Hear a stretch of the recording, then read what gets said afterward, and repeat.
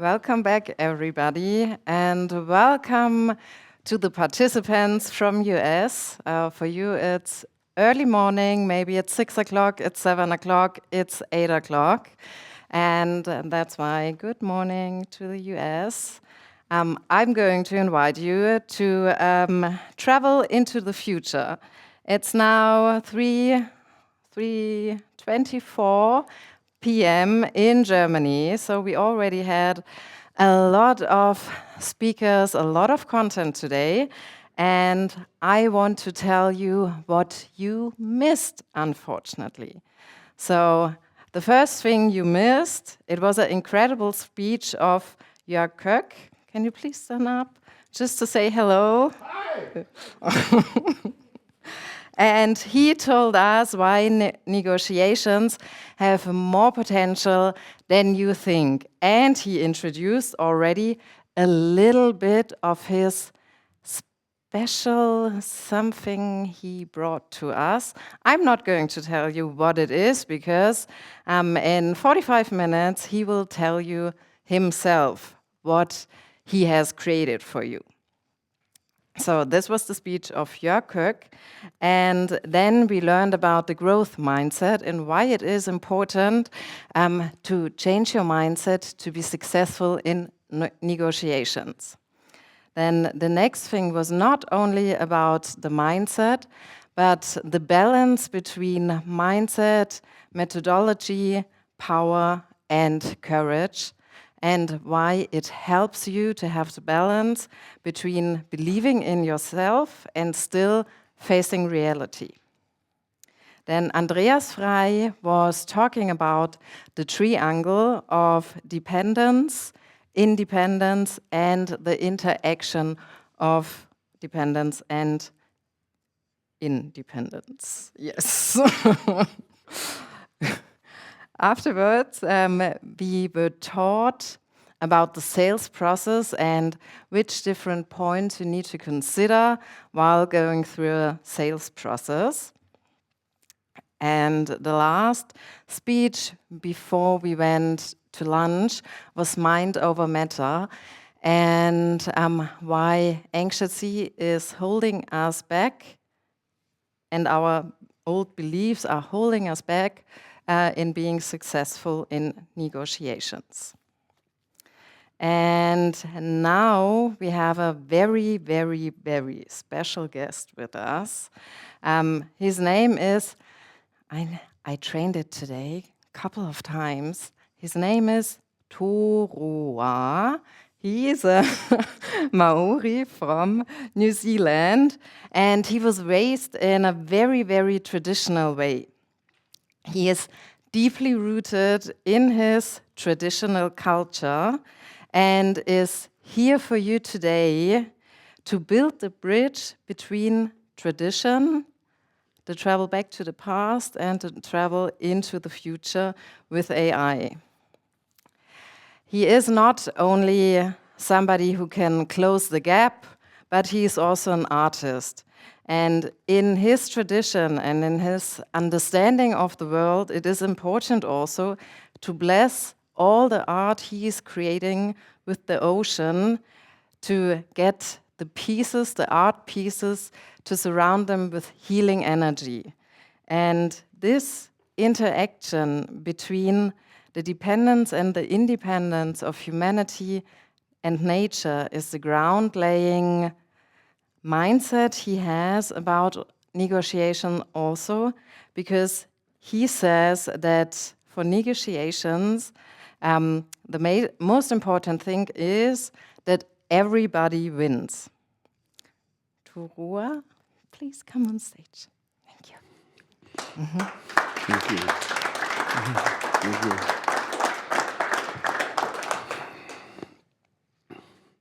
I don't know how. Can you hear me? Ah, white man magic.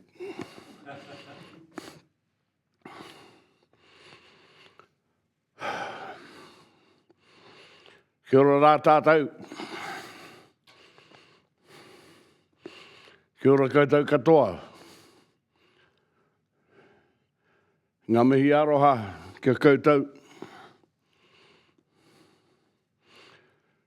Maori greetings of love to you all.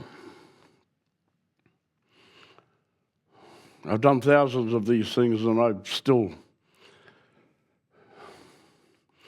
get nervous and try and sneak out the door before they happen. Kia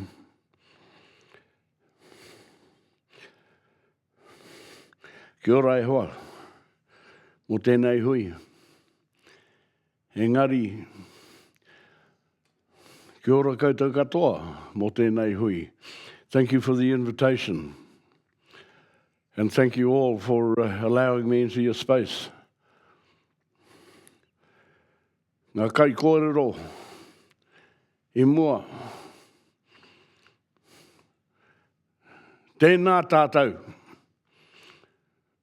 I'd like to acknowledge the speakers that came before me, to say thank you to them as well.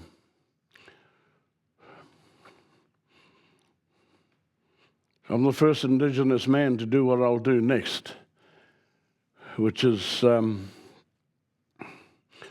tēnei whenua, tēnā koe. Ngā tūpuna o tēnei whenua, tēnā koutou, tēnā koutou, tēnā koutou katoa. I'm the visitor here on this land, so the first thing I must do is to acknowledge this land and the ancestors of this land. And now my restrictions are loosened, and so now I can speak.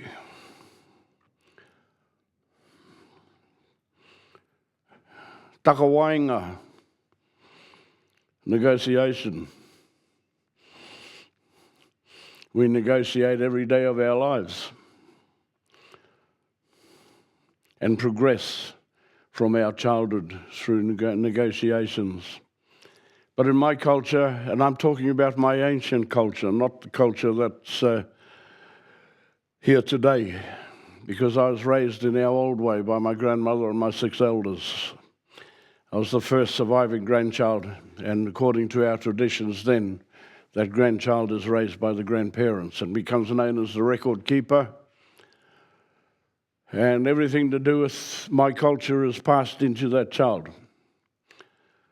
And many different areas of training in my culture would be from my grandmother, or if it was one set part of my culture, I'd spend a week with my kaumatua, with my elder, one of my elders and his family for a week and receive my training.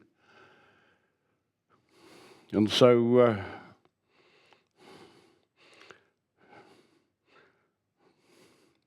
I just saw the cameras and realized it's being taped or filmed. And so that child grows to carry on the old culture, the old stories, and the ancestors. And with us, negotiation was not only for commerce, but everything. Whether it was forgiveness or where the next tribal gathering would be, or even if there was going to be a tribal war. There's occasions where our chiefs would sit together and discuss and negotiate a better outcome for everybody. In my tribe, the chiefs got together at one battle there, or the start of one battle, and what was agreed was that the 2 best warriors from each tribe would stand on a rock. And the last warrior standing on the rock, that tribe won the battle. It saved much bloodshed, but then the other tribe would acknowledge, hey, you won this one. And so we had many instances of that. With our land, before we classed ourselves as owner of the land, we were kaitiaki, we were guardians of the land. And so we'd use our land for a particular purpose, whether it was cropping, etc., etc. And once we've done that, in many instances, we'd invite the next tribe to come and use that land for something that they'd need. And so the land was being replenished all the time, and so, of course, our crops could continue growing each year or each season. And, of course, with the result of the negotiations, both tribes benefited. And that's how we operated.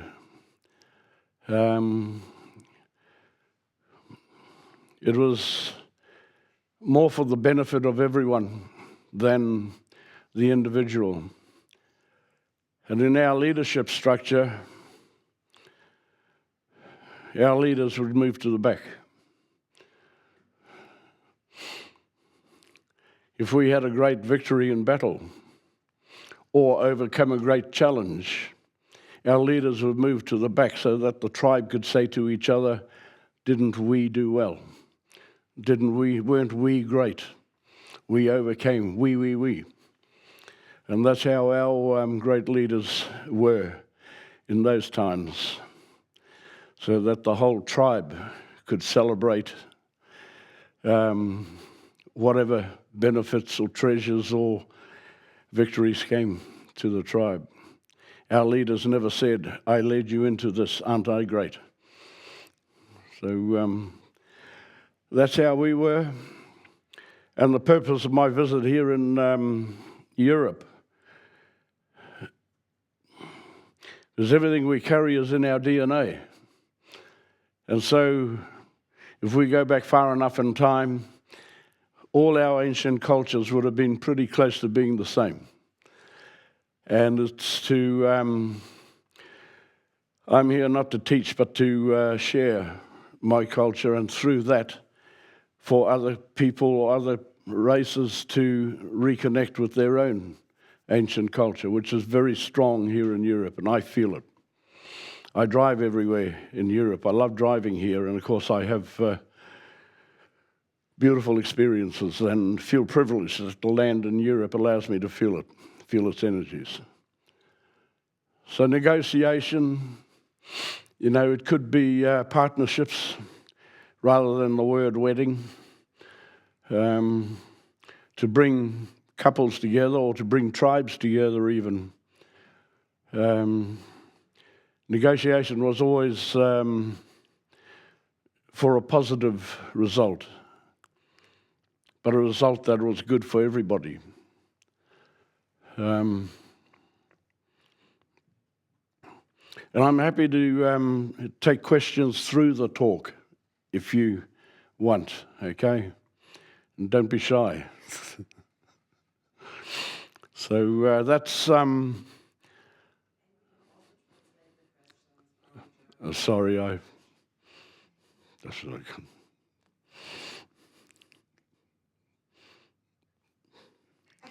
can... Yeah. So that's an outline of our negotiating for forgiveness, if it was individuals or families or tribes. It's the same deal with our muru fire, which is the one of our sacred fires, is to talk until a positive resolution has been reached. And then, when it has been, that is buried in the fire and never mentioned again. And then we return to being our happy selves. For me, a question is, when Putin and Zelensky should choose two warriors? Wouldn't that be beautiful? Would be a nice idea. It would be. There's much I could say about that. Let me just introduce that question once more. Wouldn't it be a good idea then that Zelensky and Putin would choose the strongest warrior standing on a rock, and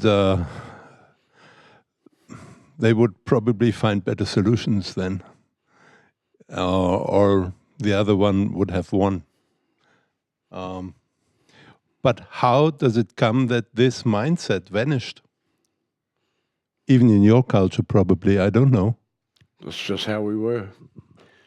It's just how we were. And negotiation,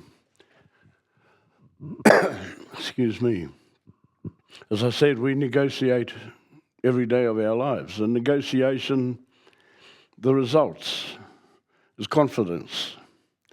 Confidence in oneself, and then becomes confidence in the process, and then becomes confidence in the result. With what was mentioned, the theme today. And that's, and if you have confidence in yourself, well, then that's going to spread too, as well as it's the saying, you can't love others until you love yourself first. And, if you have confidence, well, then, of course, traveling Europe, in the cities, because I like to say hello to people as I'm passing them. But the emptiness in their eyes, they're just empty. But, it's so easy to just fill your eyes up with a smile. And that spreads like wildfire. Love, aroha, is one of the easiest things we can do to heal this broken planet. But it's also the hardest thing we seem to be able to do. We just can't love each other. Because before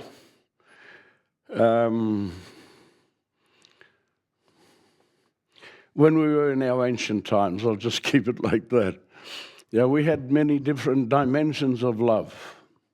Today, love is one dimension and is an ownership thing, whereas there are many different dimensions of love. You can love each other 100%, so easy. Our dimension, bro, I can love you 100%. Your dimension of love, 100%. Yours, everybody. We can love one another 100%. It's so bloody easy. Oh, by the way, I have a grumpy reputation too, so I'll try and not to use strong language. But the best way to learn now as adults about love is from the children, because they're still in their state of purity and innocence.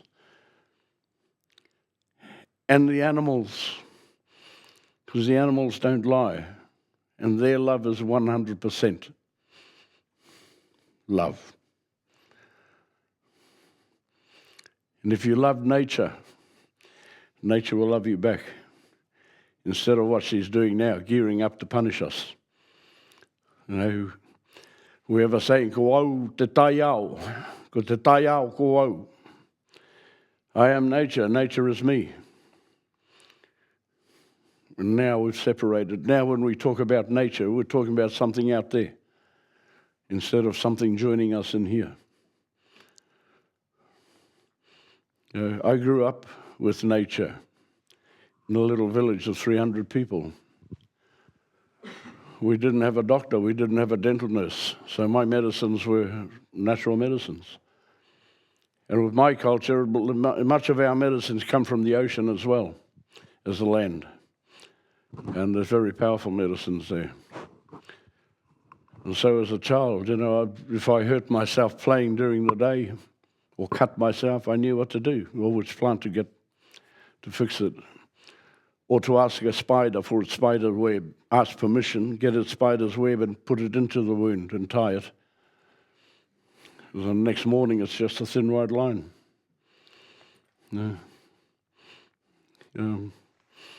So it's a beautiful world out here. We're actually living in paradise, but we're too busy looking over the fence trying to find it. And yet we're living in paradise, destroying it. So there's much negotiation that should be going on there as well, but negotiation with ourselves there. Tribal negotiation also includes honor. integrity, honesty, for the result that we want, which is good for both parties.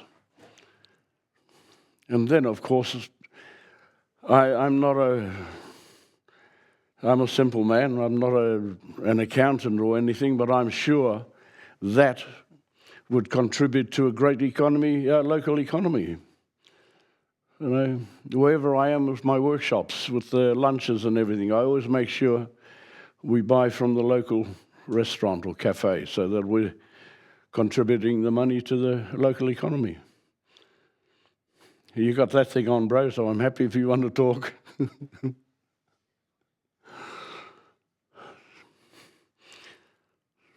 That's, and in our ancient times, before we permanently settled Aotearoa, New Zealand, we actually sailed the whole planet and have very special, deep, loving connections with this continent. From what I estimate to be what's called now the Spanish-French border, up as far as what's now called Denmark. And but we had a special relationship with what a land we called Whenua Raro. Whenua means land, Raro means below. And we have really close connections with those who are known today as Belgian, Dutch and German. And my grandmother and my elders always told me through my childhood, the best speakers of our reo, of our language, are German speakers. And that's from our old connections. And so there would have been much trading in those times because there wasn't any war when we used to come over or any fighting. We had much to do with what are called the Vikings now. But these are stories that have been forgotten. We have a saying, we call it the forgetting, but we have a saying, we've forgotten what we forgot. And when the English arrived, my people said to them, you invented writing to make us forget, because we're not a writing race. And so our stories and our everything to do with our culture was orally handed down to our grandchildren. The reason why it was the grandchildren was we were passing especially the sacred knowledge into the silence, into safety. And then as that child grew, all that knowledge was in that child, including the sacred knowledge. And in many speeches I give here in Europe, I love it when through the crowd, as I talk like that, I can nearly hear in the people's heads the ding, ding, ding. And that's from the resonance of the DNA. You know, going back to your own ancient culture. I'm my own worst enemy because I'm the worst at self-promoting myself. I love the work I do, but I don't like the... If I can do something silently or without anyone knowing, I'm happy with that. I like to be nobody. So,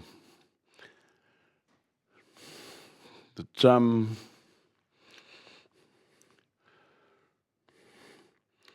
as I said before, if we go back far enough in time, your ancient cultures would have been almost the same as mine.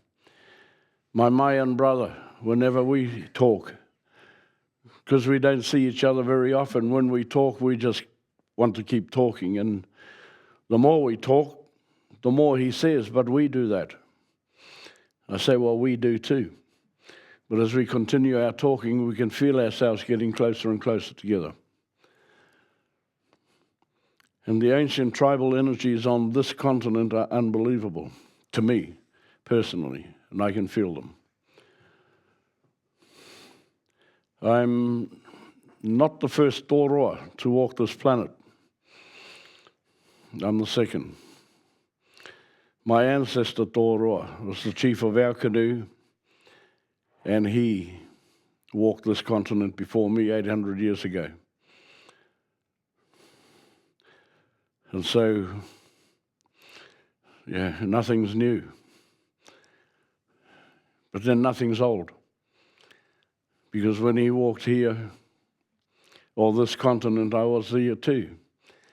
because I hold the DNA of my very first ancestor, and I hold the DNA of my future generations.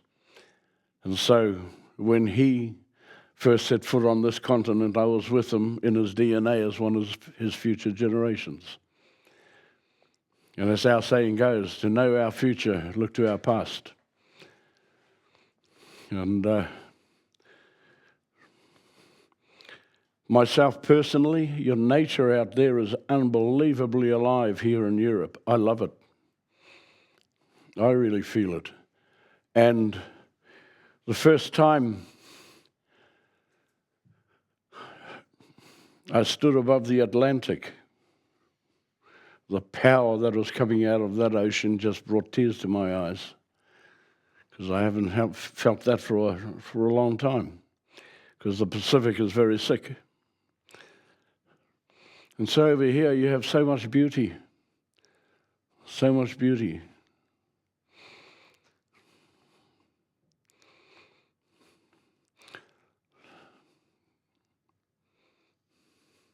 Oh, I thought someone was asking a question, sorry. Yes? Yeah, moment. I can only hear certain frequencies, sorry. No, you said earlier that, what was that? That in your culture, the goal is to get a result that's good for everyone. And I'm asking in nowadays society, especially when thinking of the Swiss culture, or let's say the European culture, how do you make that happen when maybe you're the only one sitting at the table with that mindset? With aroha, with love. It is so simple. You know, if you show the person in front of you aroha or love, eventually that person will soften and you'll receive love back. And especially if it's coming from a warrior race. But the warrior race is presenting love. Of course, eventually you get it back. But that love has to be genuine, of course. And as in negotiation, if you're going to negotiate something, for something, one of the major things is to have a passion in what you're saying, because that connects the people as well.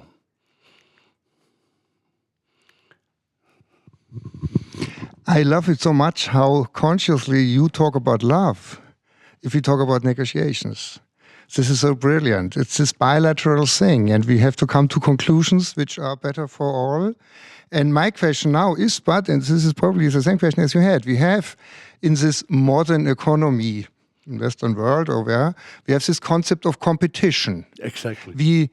We believe so much in that competition is the incentive for innovations.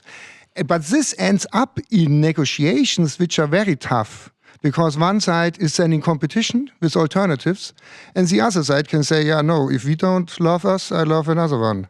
So how does those negotiations fit to your culture? Well, competition is another way of battle. It's not negotiation, it's battle. Okay, you don't call it negotiation? No, because you're trying to outdo the other. But as I said, with innovations or new inventions or something new that you want to introduce, that's where the honesty comes in, where the other side acknowledges, yes, the other side will not even think to steal that patent, for instance, but continue the negotiations, and of course, until both sides benefit from it. But competition is battle rather than negotiation, from my point of view. Question from the online audience. Thank you for sharing your culture with us. I think it's very important, especially for us who live in a very modern world, to be witnesses of other traditions. A question from my side. How much of our culture do you experience in your country, for example, with tourists? Much. much. So is this a good or a bad sign? Oh no, it's good. It's good. Not it's unlike other countries who are actually rising up against it. Ours is okay at the moment. It's good at the moment because we control it a lot more. And of course, with my people and it's our land, behave. Yeah. And the second question, do you also see this emptiness in their eyes, as you already have mentioned before? In whose eyes? Of tourists, of people like us. No, because they're not out there. We would go to Vanuatu, which is an island nation in the Pacific, for our holidays, because I'm on the council there.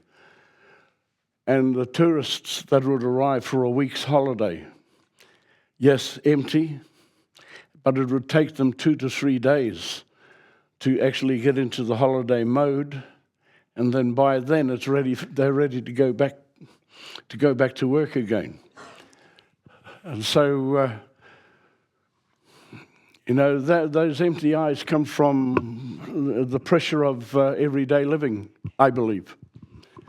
And of course, there are many evils out there now, or extra evils out there now, especially with social media, where many are going down the rabbit hole. And of course, it could be used for so much beautiful things. But once again, as you said, bro, aroha. It's so simple to just love each other. But not only love each other, love everything, I've been back here from Australia for 4 weeks, I think. About 5 weeks ago, we had a direct hit by a cyclone. But even in the cyclone, I was only wearing shorts because the temperature was still in the 30s. We're lucky we live on the hill, but the town was devastated. But a week before that, I had a snake attack me, a brown snake. And it only a matter of 1 to 3 seconds, and I would have been gone. And I saw him. It was lucky it was afternoon because I was sitting just in the process of sitting in my chair outside where I have a smoke ceremony. And I saw it rising, I saw its fangs, and then it was leaning back to strike. But in one movement, I grabbed my stick, and sadly, I had to end its days because snakes normally, if they feel your vibration approaching, they go away from it. And normally it's only when they're cornered or you step on one that they will attack. So I wondered what the hell was going on because it made me sad that I had to, it was either him or me. But then on the news that weekend, there were 6 snake attacks in Queensland, and one was fatal. It was a 10-year-old boy. And so even the snakes are waking up from their hibernation pissed off as well.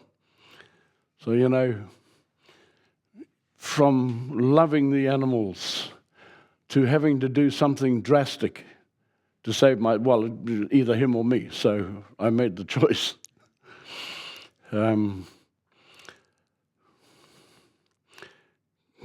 Because I go through so many international immigration borders. My car has got Belgian plates, and so every time I go through a particular border, they check the car. But it's good. They say, "Oh, we'd like to check your car, please, because of the plates." I say, "Yeah, fine, go for it." "Oh, we'd like to see if you're carrying any drugs." And my standard answer to them now is, "Mate, you're 30 to 40 years too late for that." And that cracks the ice. And then, because I'm smiling at them, and then the next thing they say is, "Am I carrying more than 10,000 euro cash?" And again, my standard answer is, "If you find 10,000, we'll go halves." And I have beautiful experiences every time I cross a border, because it breaks their ice, and their eyes start filling up then with a smile. And by the time they leave me, it's just big waves. So love can be contagious. I tell everyone I have the most powerful weapon that we can ever have, and I use it as often as I can. I'm known as a grumpy man, but I'm grumpy with love. But my weapon is Te Tauaraha, the spear of love. Never misses. Simple. Even if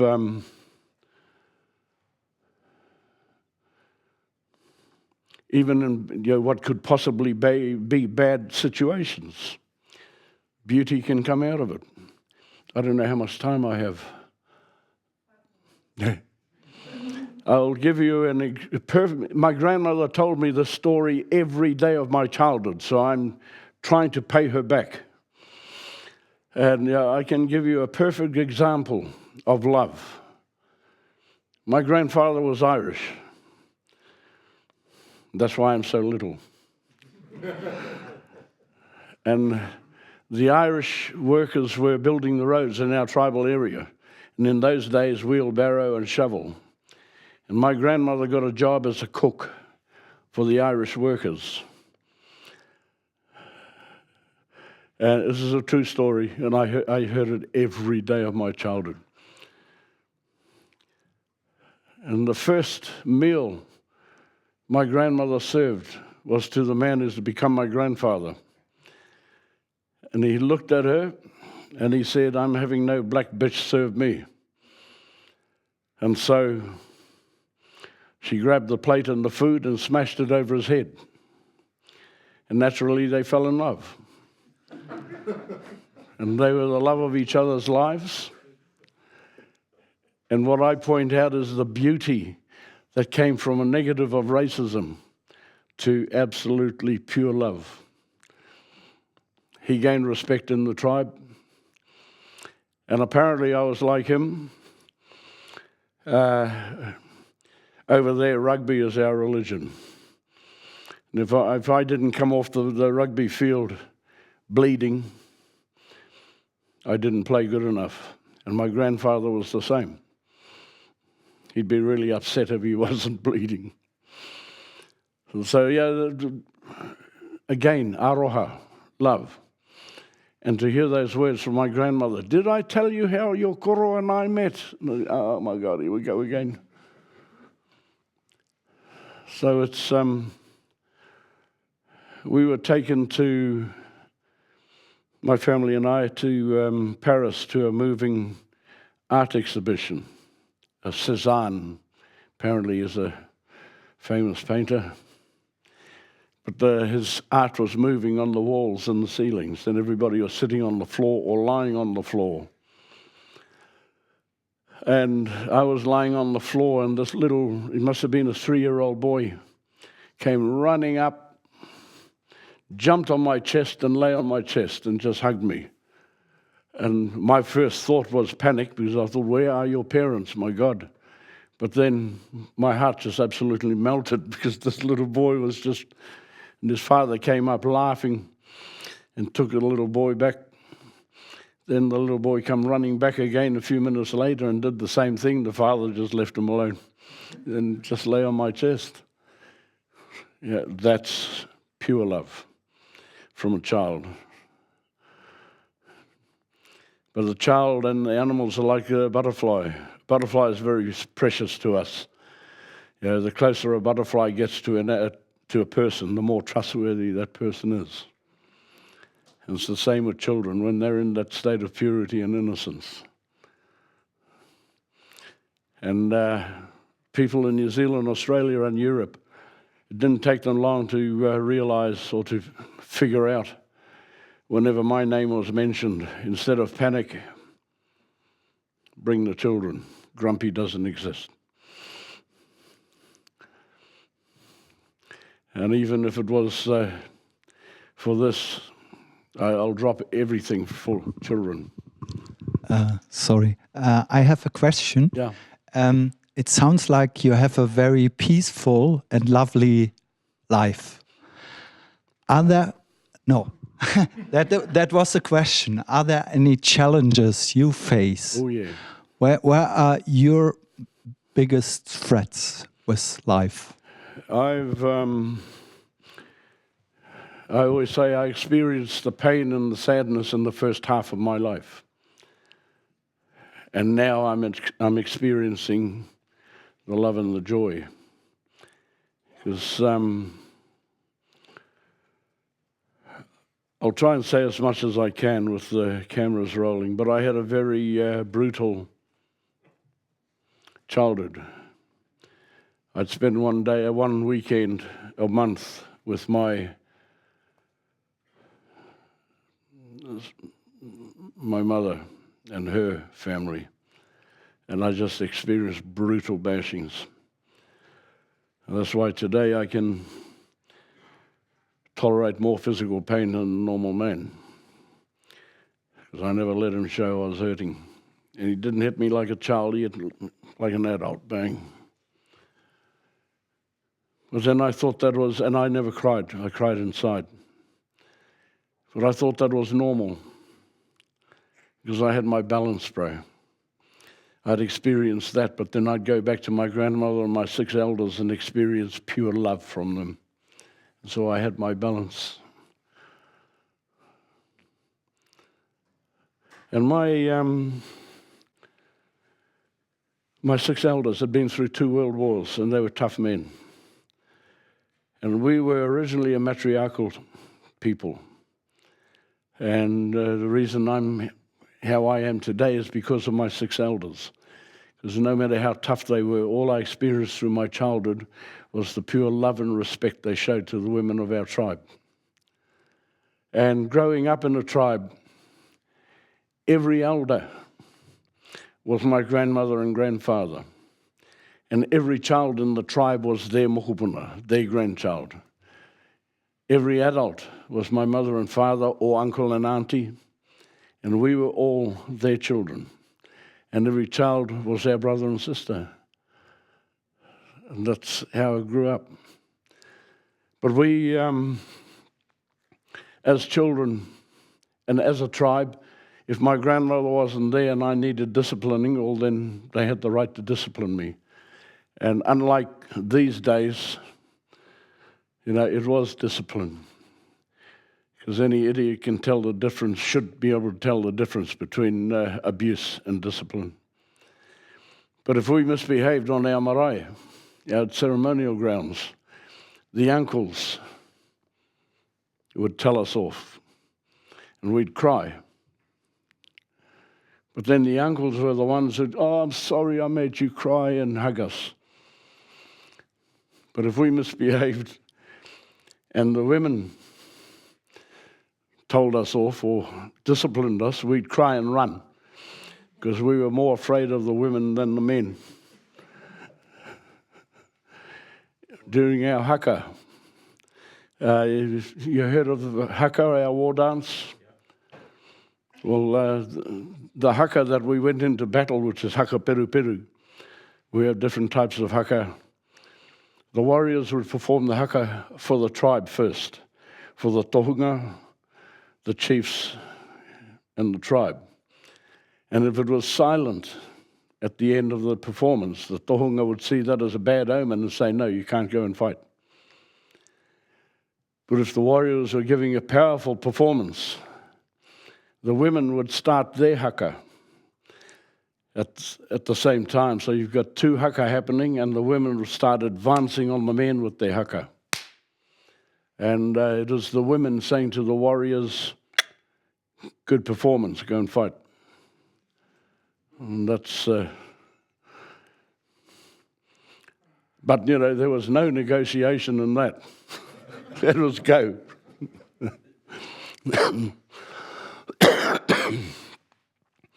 But no, it's... everything in our existence has balance. People tell me about their fears. And I say fear is such a powerful strength, because fear makes you more alert.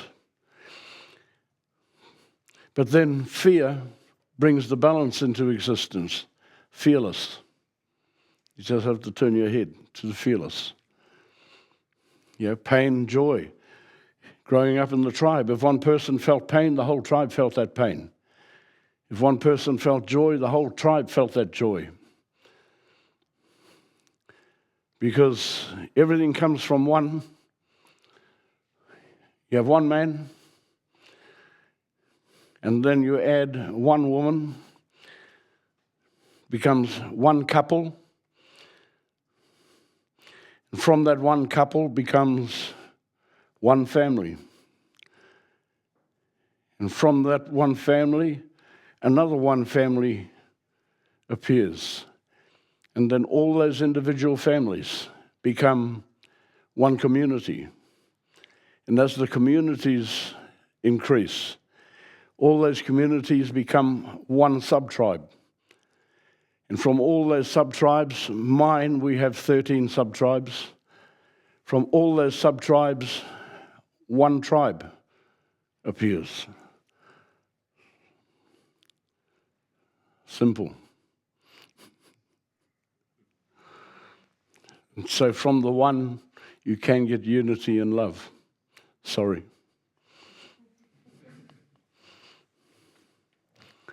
May I interrupt you? Yeah, of course. Hey, You're the brother. boss. I met this young man during a Haka workshop, and he was totally impressing for me because he was louder than me, he was stronger than me, and we found a common ground in indigenous life and values. And my takeaway for today is negotiations are very powerful when you do them with love, and very powerful when you use humor. Or in other words, connect with the heart of the other person. But most people today, they don't know where the heart is. Because my Lakota teacher, hey Michael, the longest way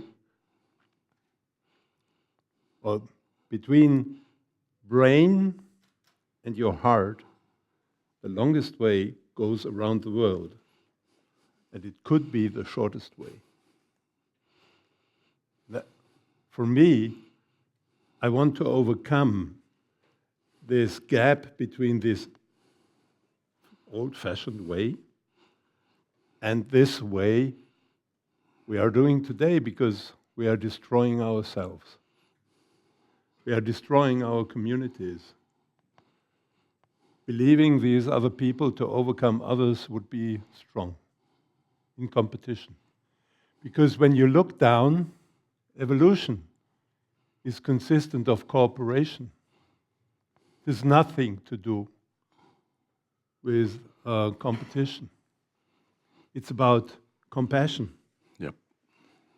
This is in the Maori culture.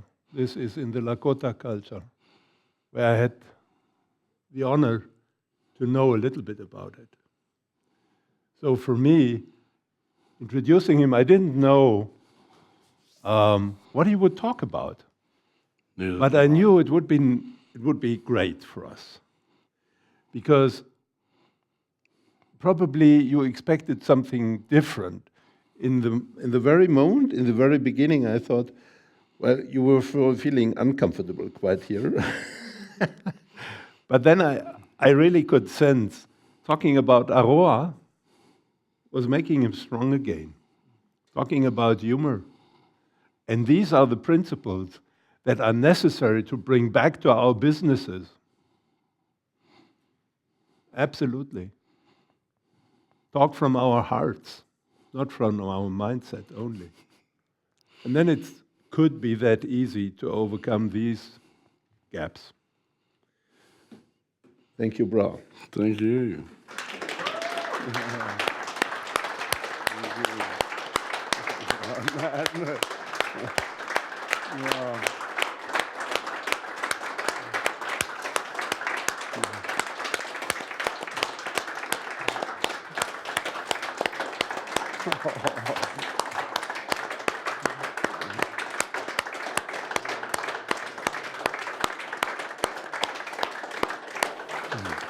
do me the favor to stay a little bit until the end of this day and to have a meal with us together tonight. I'd love to, because you're the one taking me home anyway. So no, not home, but wherever I lay my head tonight.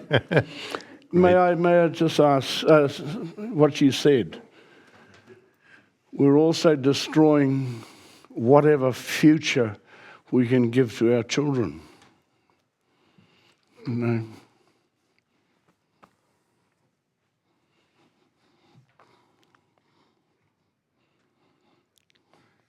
Thank you all so much.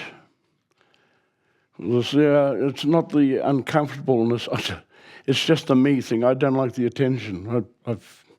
I love my work, but I just don't like the attention around it. That's why with my carvings, they're right around the world. But I don't mind that attention because it's over there. But the gatherings I go to here in Europe, oh my God. It's very rare I'll go to one where nobody knows who I am, and I love them. I really do.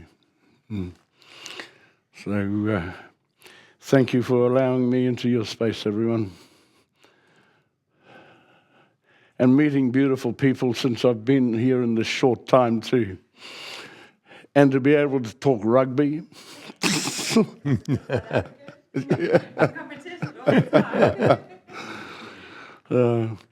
But while I'm here, you know, it's if you need to know something, feel free to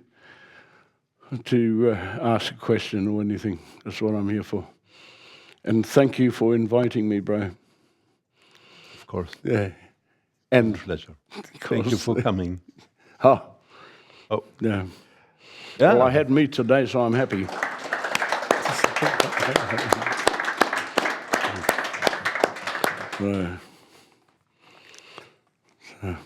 You know, we are now on indigenous time.